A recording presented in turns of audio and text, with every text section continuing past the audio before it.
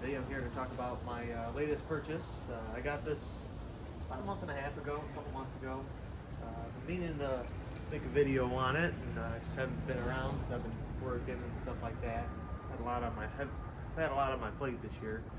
I want to talk about this truck. We're going to get in detail on it here as we go along. I'm going to make this video a little bit different than my other ones because I actually want to be in front of the camera the whole time and not just do a voiceover on pictures for once.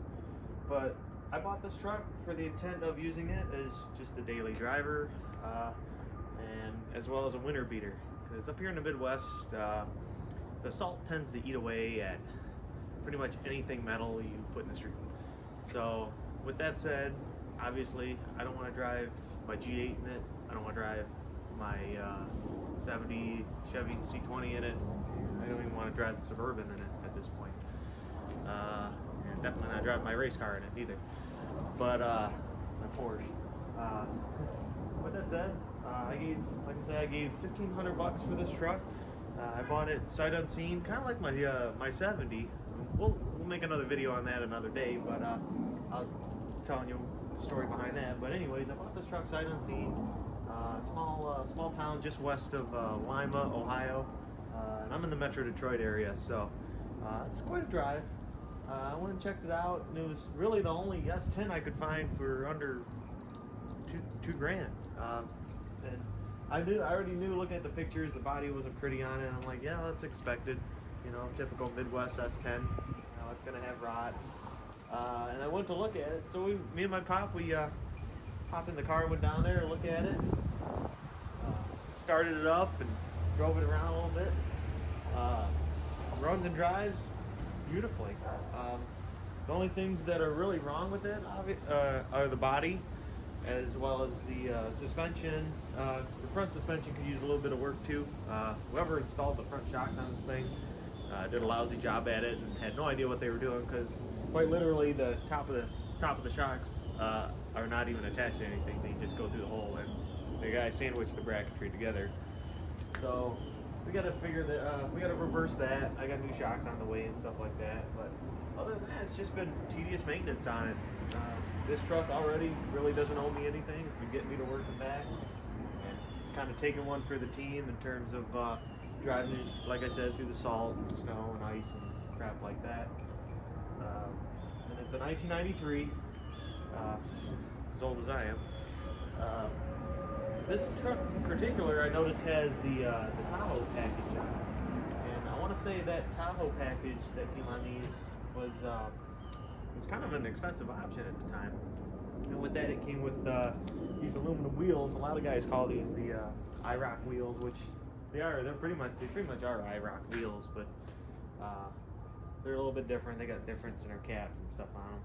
But I could easily, with the way the drivetrain is on this, and we'll get to that in a minute here too, but with the way the drivetrain is on this thing, it runs and drives really, really good. And frame's solid on it, except for a couple spots where I'll get to in a minute here. I had to fix up, but it wasn't the frame itself so much. I had to fix the bracket where the cab mounts to. It was rotted out, but that's common on these. But as far as the frame itself, the primary structure of the frame, it's solid. But we got new brake lines on it. We got to put new brake lines on it. Probably the tires have good tread on it. And that's pretty much the biggest reason I bought this thing, is because I knew all the essentials. You know, runs and drives, and all the essentials have either been replaced on it or are relatively new or not rotted out to begin with, which is kind of hard to find on this thing, because there's a lot of, pretty much everything original on this truck body-wise is rotted out. But I'll get to that in a second. A lot of little tedious things I've had to do to it, but nothing really, cost me a whole lot.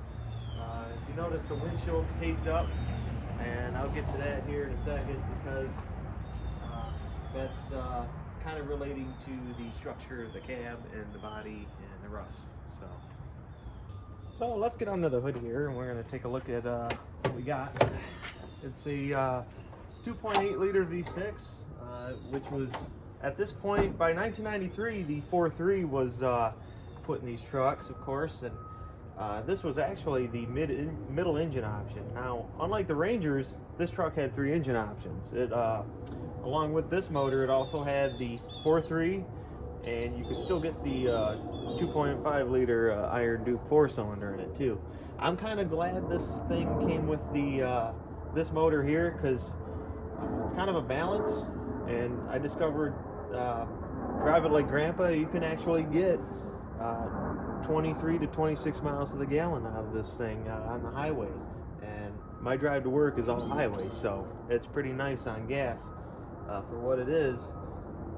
But I'm kind of glad I didn't get the 4-cylinder one, or ended up I'm glad this didn't end up having a 4-cylinder, because despite what a great motor the Iron Duke is, getting on the freeway and, you know, getting up the speed and stuff like that could be a challenge with those engines, as they only made about 100 horsepower, 105 horsepower. This thing makes about 125 and about 150 foot-pounds of torque, which is nothing hot rod, but I'm impressed with the way it gets up and gets. You know, the truck don't weigh a whole lot, so, you know, the power to weight ratio is there on this inadvertently. So it's nice to have a balance of, you know, power, you know, at least enough power to get on the freeway, as well as, and you're not sacrificing a whole lot of gas mileage either, like you probably would be the 4.3, because those 4.3s were notorious for getting lousy gas mileage, at least in the full-size pickup trucks they were. But this thing here is well kept up. As you can see, it's got the air conditioning system still hooked up. We're gonna find out in the spring if it works or not. I have $20. It says it will, though. I think it will work. Power steering, power brakes, of course. New alternator.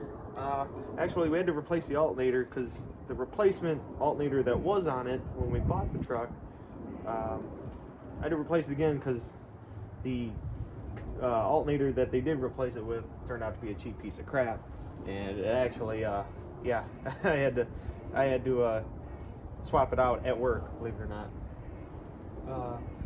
But other than that, I mean, little things like this still work. You know, the hood light, under hood light. I mean,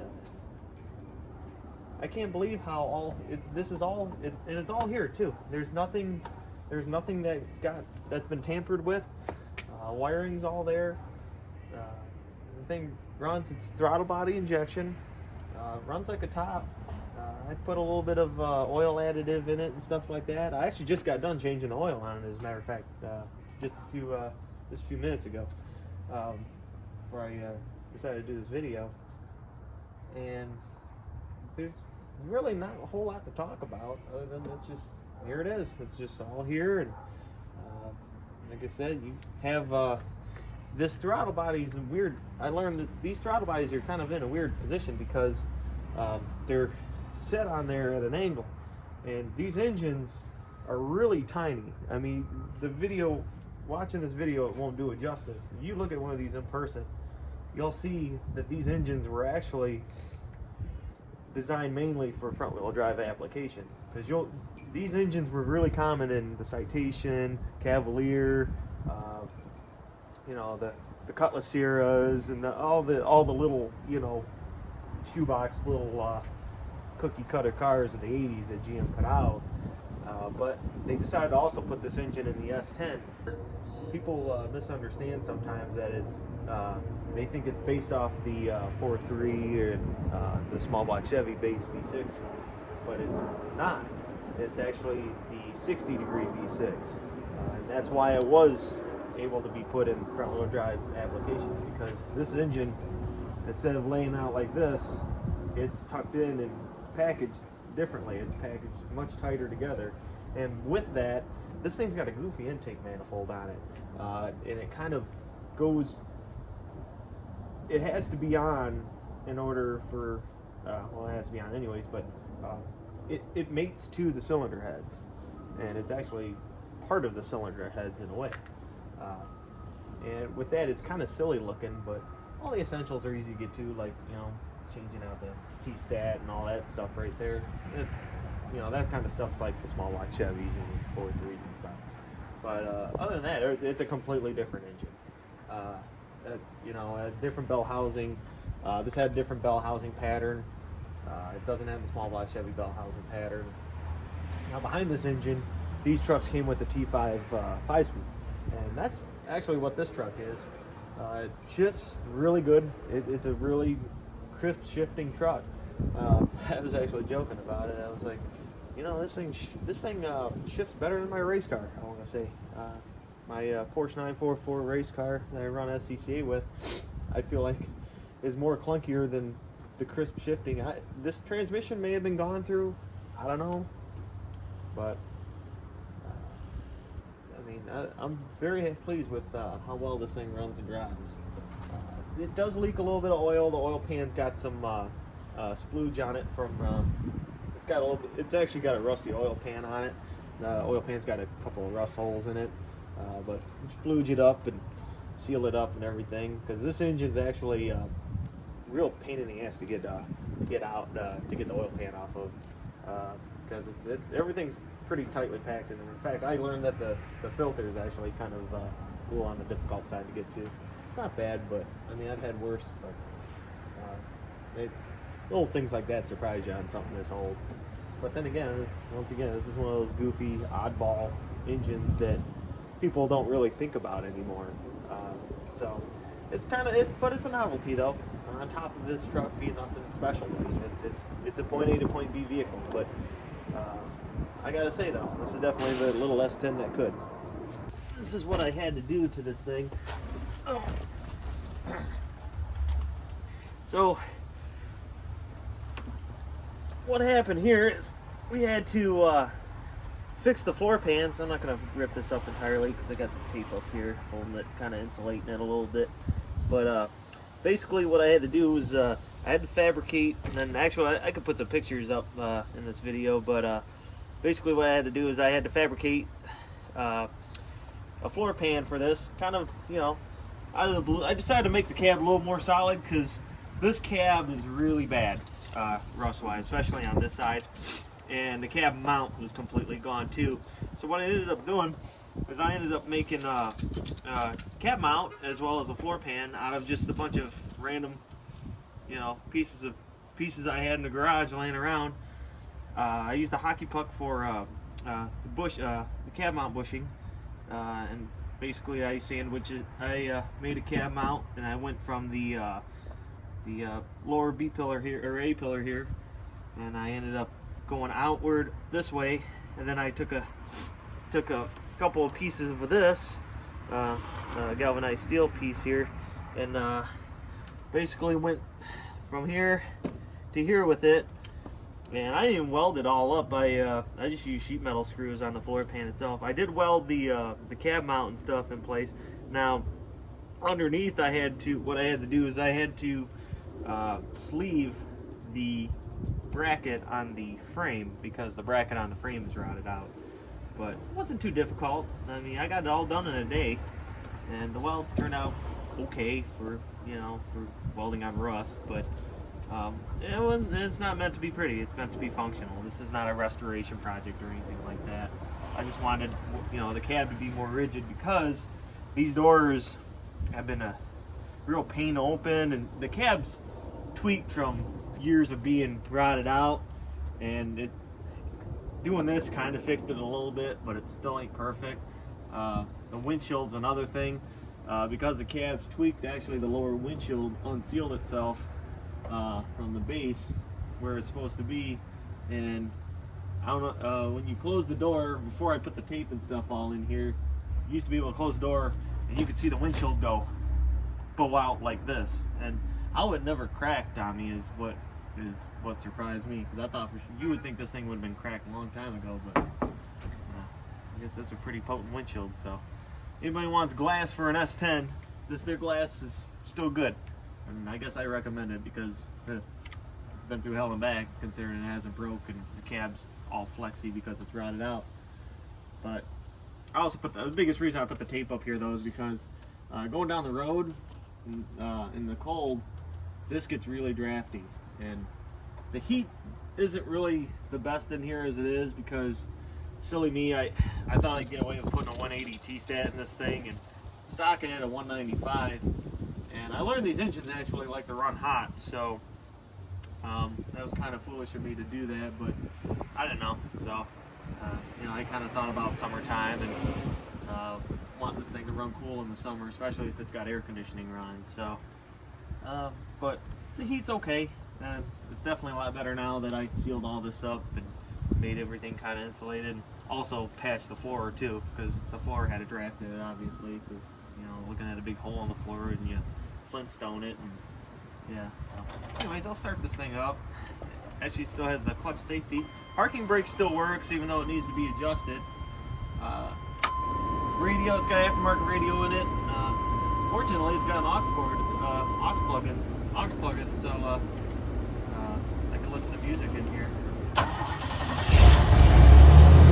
I just changed the oil in it, so it idles up, ramps up. A couple of things I've had to put into this truck, and I actually put them in. I didn't have to put them in, but I did anyways to kind of make it restore a little bit of gas mileage in it.